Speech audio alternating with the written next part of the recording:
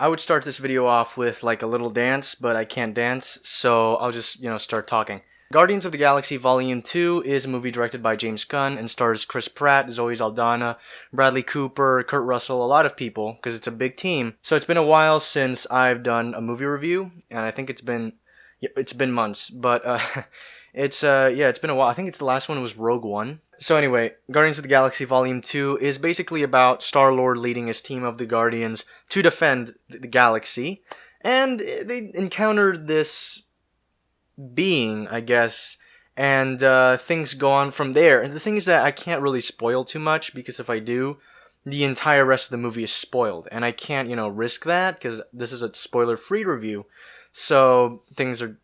I can't really explain. I'll say there are like 3 villains in this movie, though. The acting, of course, is great. There's Star-Lord, Chris Pratt, brings a really kinetic energy and always, is the focus of the camera every time he's on screen. There's Gamora, does a great job. Zoe Saldana. Dave Bautista as Drax is great. Now he's actually more of a comic relief character than ever before, because in the first movie, he's a little more serious, and I kind of miss that aspect of him. But there are a few scenes where he's actually serious, which is good to see come back. It was a little too comical for me, just in my taste. Then there's Bradley Cooper as Rocket, which is a great performance, even though it's just a voice. But Rocket here, with the use of visual effects, they kind of make him so almost photorealistic. There's an actual scene in the movie where you see him literally it's just his face. It's actually really good. And last but not least, the little tiny visual effect in the movie is Groot, or like Baby Groot, but they just call him Groot. Now, whatever you do, don't push this button, because that will set off the bomb immediately and we'll all be dead. Now, repeat back what I just said. I am Groot. Uh-huh. I am Groot. That's right. I am Groot. No! No, that's the button that will kill everyone! And one thing you see from the trailers is that, it looks like he's always in the movie, like they're going to use him as this little gimmick all the time. But they really don't. They use him for these little clever moments. And right in the middle of the movie, there's this moment when Rocket and Yondu really need Groot. And it's just really just the funniest thing I've seen in a long time. And that's one of the things about this movie, is that it's almost like a full-on comedy. The first one was like a funny action-adventure sci-fi movie with like, a lot of comedy, but not like... For me, it wasn't enough to make it like a full-on comedy, but this one is like a full-on comedy. So you see these characters kind of evolve from the beginning to the end. And there's a lot of things in Marvel sequels where it's kind of like a story, and it's really almost always well done, but the characters kind of stay almost the same. They kind of change a little bit, but it's not like an immense amount where it's like, it's not really that big of a deal. I mean, for example, Iron Man 2 could completely be skipped. Nothing different about it. But in this movie, they actually have real character progression, and there are characters that will forever be changed because of this movie. These characters almost feel like they're actual beings. That's one thing that movie does right, is that the characters are the stars. Not the story, not the action, it's the character. There's a drama between the characters and how they interact with each other, and it's not all about, saving the galaxy. Even though that's obviously the plot, that's not what the focus is. One thing that I think the sequel does better than the predecessor is that it has more emotional, impactful moments.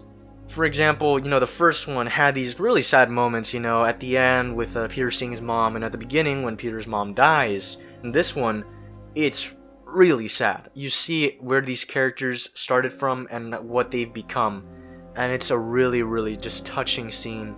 And Chris Pratt, Peter Quill, he gives this just amazing performance, and it's just like, it's sad. It's really just tough to watch, actually. The villain in this movie is just so much better than like most Marvel Cinematic Universe villains. The pacing in this movie, it never goes too slow, it never goes too fast. One thing I will say is that they don't go to as many planets in this movie as the first one.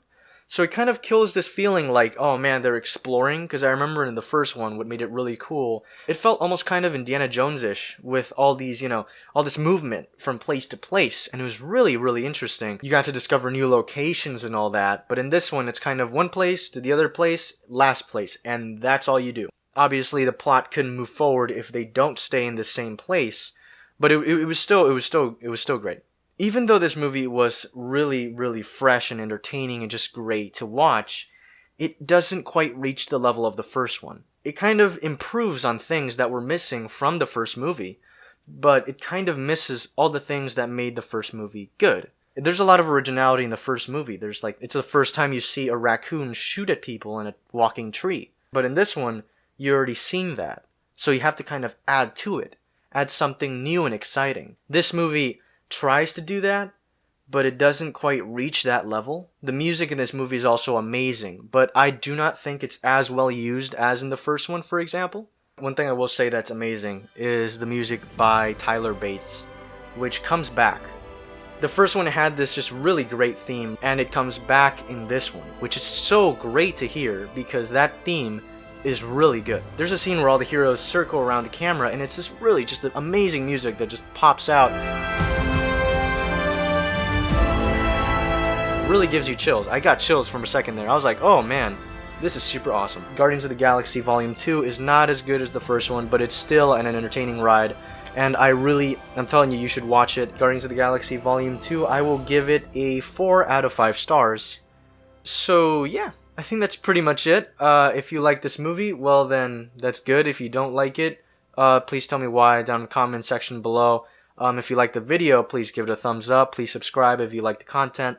And yeah, there's a lot more stuff that I'm going to be putting out in the next few weeks because school is ending, and that means more Browntable time. So thank you very much, guys, for watching, and I'll see you all next time. I had a catchphrase before, and I can't remember it. I will put it in the next video. Hey, I have an outro now. So, yeah, I don't know how this happens. I guess there's videos going to be popping up here, and there should be a subscribe button. I think it's covering my face right now somewhere. But if you like it, please subscribe, you know. If you like the content. If you don't, well, that's fine. Just like the video if you like the video, I guess. And I guess I'll see you all later.